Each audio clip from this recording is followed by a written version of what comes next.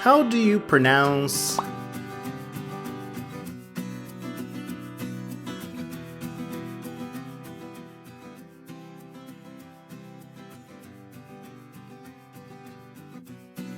And to help you memorize this term, here are some additional images. We selected them for you from our Atlas of Human Anatomy showing this structure highlighted in green.